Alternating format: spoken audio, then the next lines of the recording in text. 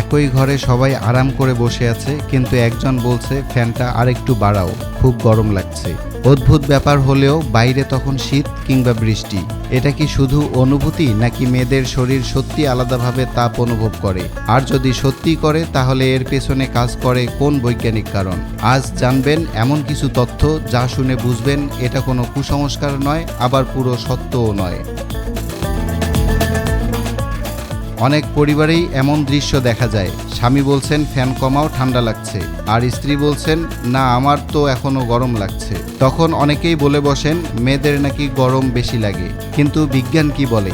বিজ্ঞানীরা বলছেন সব মেয়ের ক্ষেত্রে এটা সত্য নয়, তবে কিছু বিশেষ কারণে অনেক নারীর সত্যিই বেশি গরম লাগতে পারে। আমাদের শরীরের একটি ছোট অংশ আছে, নাম হাইপোথ্যালামাস। এটি শরীরের তাপমাত্রার থার্মোস্ট্যাট। নারীদের শরীরে মাসিক চক্রের সময় ইস্ট্রোজেন এবং প্রোজেস্টেরন নামের হরমোনের ওঠানামা করে। বিশেষ করে ডিম্বস্ফোটনের পর প্রোজেস্টেরন বেড়ে গেলে শরীরের মূল তাপমাত্রা প্রায় 0.3 থেকে 0.5 ডিগ্রি সেলসিয়াস পর্যন্ত বাড়তে পারে। এই সামান্য পরিবর্তনও অনেকের কাছে বেশ গরম অনুভূত হতে পারে।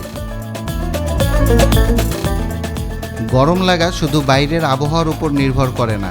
মস্তিষ্ক যদি মনে করে শরীর গরম, তাহলে বাইরের ঠান্ডা থাকলেও আপনার গরম লাগতে পারে। আর মেনোপজের সময় অনেক নারীর হট ফ্লাশ হয়, হঠাৎ মুখ লাল হয়ে যায়, ঘাম শুরু হয়, মনে হয় শরীর আগুনের মতো গরম। বাইরে তখন শীত হলেও এই অনুভূতি পুরোপুরি বাস্তব। তবে যদি সারা বছরই অস্বাভাবিকভাবে বেশি গরম লাগে, সাথে থাকে অতিরিক্ত ঘাম, বুক ধড়ফড়, হাত কাঁপা, ওজন কমে যাওয়া, তাহলে শুধু হরমোন নয়, থাইরয়েডের সমস্যা বা অন্য কোনো স্বাস্থ্যগত কারণও থাকতে পারে। সেক্ষেত্রে অবশ্যই চিকিৎসকের পরামর্শ নেওয়া উচিত। তাই মেয়েদের সবসময় বেশি গরম লাগে এই ধারণা পুরোপুরি সঠিক নয়। কিন্তু হরমোন, মস্তিষ্কের তাপমাত্রা নিয়ন্ত্রণ এবং শরীরের স্বাভাবিক পরিবর্তনের কারণে অনেক নারীর সত্যি অন্যদের তুলনায় বেশি গরম অনুভব হতে পারে। ভিডিওটি ভালো লাগলে শেয়ার করুন, হয়তো আপনার পরিচিত অনেকেরই এই প্রশ্নের উত্তর জানা নেই।